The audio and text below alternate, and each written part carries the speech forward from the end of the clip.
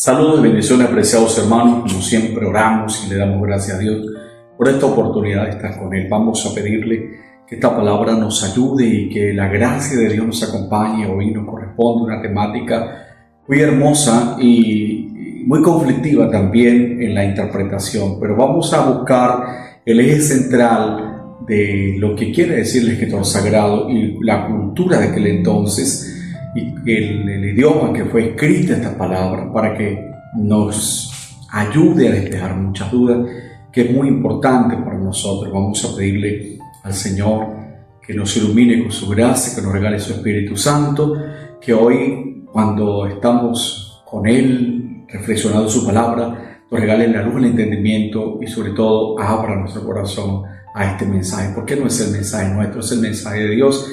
Es el mensaje que está escrito, es el mensaje que tiene una enseñanza, una interpretación que es muy necesaria verla de acuerdo al contexto, verla literal, verla para que nos ayude a entrar en este misterio de fe. Recordamos que nuestra iglesia, los mensajes de Cristo es un misterio, y lo que significa misterio, no vamos a entender todo el misterio, como no vamos a entender nunca el misterio de la Santísima Trinidad. No vamos a entender el misterio de la encarnación de Jesús, que Jesús haya nacido por obra y gracia del Espíritu Santo sin intervención humana, y hoy está comprobado por la ciencia que es verdad este relato, como está comprobado que los evangelios fueron escritos, que esos escritos tienen un contenido doctrinal, tienen una enseñanza muy buena y que son ciertos, no son inventos. No es que el hombre ha querido hacerlo para instituir una religión, sino ha sido por obra de Dios. Bendecimos al Señor, te damos gracias, Señor, por llamarnos a la fe, por seguir esta palabra, por seguir a Jesús, por darnos la gracia de entrar en este misterio de vida, de amor y de fe. Compartimos el Evangelio, Marcos capítulo 3, del verso 31 al 35. El Señor esté con ustedes. Con tu espíritu. Lectura del Santo Evangelio según San Marcos. Gloria a ti, Señor. Gloria a ti, Señor Jesús. En aquel tiempo, vino la madre de Jesús y sus hermanos, quedándose fuera, enviaron a llamarlo. Estaba sentada a su alrededor una muchedumbre y le dicen: mira, tu madre y tus hermanos y tus hermanas te buscan fuera. En respuesta les dice: ¿quién es mi madre y quiénes son mis hermanos? Y mirando a los que estaban sentados a su alrededor, dice: ve aquí a mi madre y mis hermanos, porque quien haga la voluntad de Dios, ese es mi hermano, mi hermana y mi madre. Palabra del Señor. Gloria a ti, Señor. Gloria Jesús. a ti, Señor Hoy Jesús. celebramos la fiesta de uno de los santazos de la iglesia, Santo Tomás de Aquino, que nos habla sobre las virtudes, que nos habla a todos nosotros de la gracia de Dios. Todo es gracia, y que nos habla de la cooperación del hombre para que Dios obre en su vida. Dios nos ha creado a cada uno de nosotros como su imagen, como sus hijos, y nos pide que aceptemos esa creación, que lo amemos a Él, que le sirvamos, que seamos felices luego contemplando su rostro, porque el fin del hombre es contemplar el rostro de Dios. Santo Tomás de Aquino va a decir esto en el siglo XIII. Entramos en esta palabra, apreciados hermanos, porque tiene un contenido muy bello. Primeramente vamos a tener claro: la Santísima Virgen María dio a luz al primogénito, dio a luz sin intervención humana. Lucas capítulo 2, verso 6, es el primogénito. Primogénito no significa que haya otros, significa que es el primero, y significa que es un regalo para la madre tener un hijo varón. Y la Santísima Virgen María, José, va a tener la alegría de ver a un hijo anunciado por el ángel. Primeramente vamos a estar muy claros: alégrate María, llena eres de gracia, el Señor está contigo, bendita tú entre las mujeres, bendito el fruto de tu vientre. Palabra del ángel, palabra del ángel. Y el ángel, cuando habla palabra de Dios, habla en nombre del Padre. Y por eso, cuando hablan los ángeles, imagínense ustedes qué bella enseñanza nos dan. Qué bella enseñanza. Bien, hoy nos encontramos con una de las palabras escritas en la Sagrada Escritura que nos dice hermanos de Jesús. Vámonos primeramente a la parte etimológica y la escritura. Recordamos que la escritura está escrita en arameo, en griego. Fíjense esta parte. Está escrito era en arameo y la lengua hablaba de Jesús. Una explicación genérica para indicar hermanos son parientes. Hermanos se llamaban también a los sobrinos, los primos hermanos y los parientes en general. Esto es muy importante y vamos a ver un poco lo que está entonces en la Sagrada Escritura para que nosotros veamos la confirmación. Hermanos, parientes. San Marcos nos habla de una lista de hermanos de Jesús. Habla genéricamente de la existencia de unas hermanas, pero la palabra hermano no significa necesariamente hijo de los mismos padres. Y esto es muy claro. Podría indicar también otro grado de parentesco, primos, sobrinos. Así lo dice Génesis capítulo 13, verso 8. Génesis capítulo 14, verso 14 y 16. Se llama Aló, hermano de Abraham, mientras que por Génesis 12, verso 5, 14, verso 12, sabemos que era sobrino, hijo de Harán, hermano de Abraham. Lo mismo ocurre con Labán, a quien se llama hermano de Jacob. Eso está en Génesis capítulo 29, verso 15.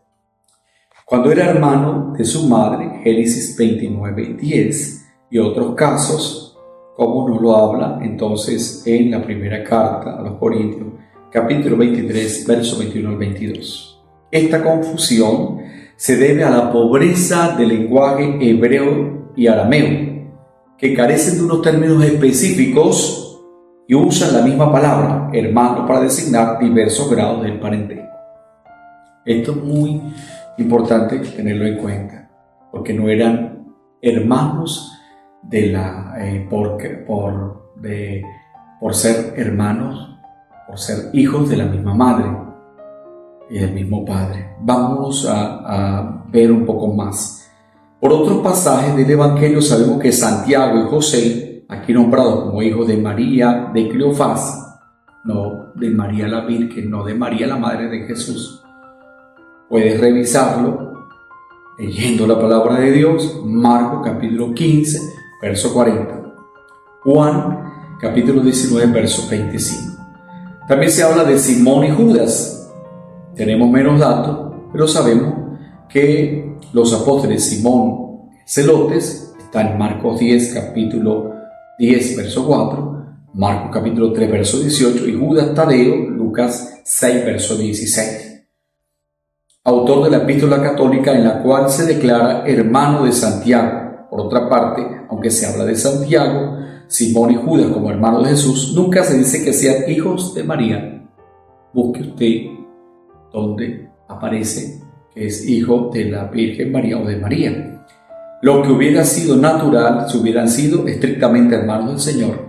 Jesús aparece siempre como hijo único, el de Nazaret.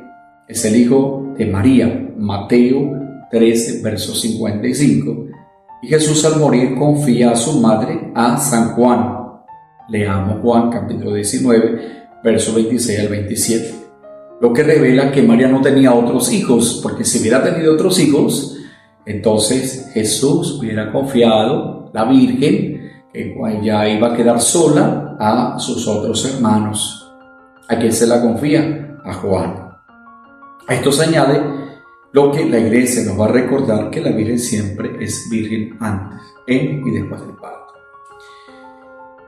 Bien, esto es fundamental para nosotros porque la Iglesia siempre nos va a recordar las palabras con las cuales Jesús honra a su madre, ¿no? Cuando se la da a Juan y ella es la bendita, ella la llena de gracia. Dios nos va a escoger una pecadora más para ser la madre del Mesías. Y esto es muy importante que nosotros lo tomemos en cuenta a la hora de reflexionar estos textos. El Señor también enseña que el seguirle a Él es lo que hace ser su hermano, su hermana y su madre. El que cumple la voluntad de mi Padre. Dice, esto es muy importante que nosotros lo tengamos en cuenta. De manera pues que el Señor va a presentarse como el Hijo único de la Virgen, va a presentarse como aquel que ha venido a enseñarnos a ser hermanos. Fíjense que hay algo muy importante, que también nosotros que llamamos hermano a otra persona, aún sin ser familia de ellos, en la iglesia nos llamamos hermanos y eso no significa que seamos hermanos de sangre. ¿Ok? Entonces, esto es muy importante que nosotros lo tomemos en cuenta. Entonces, esta palabra nos va a ayudar a cada uno de nosotros a darnos cuenta de cómo Jesús es hijo de la Virgen. Jesús va a tener unos parientes, y eso sí es una gran verdad, son primos los demás que aparecen allí como hermanos.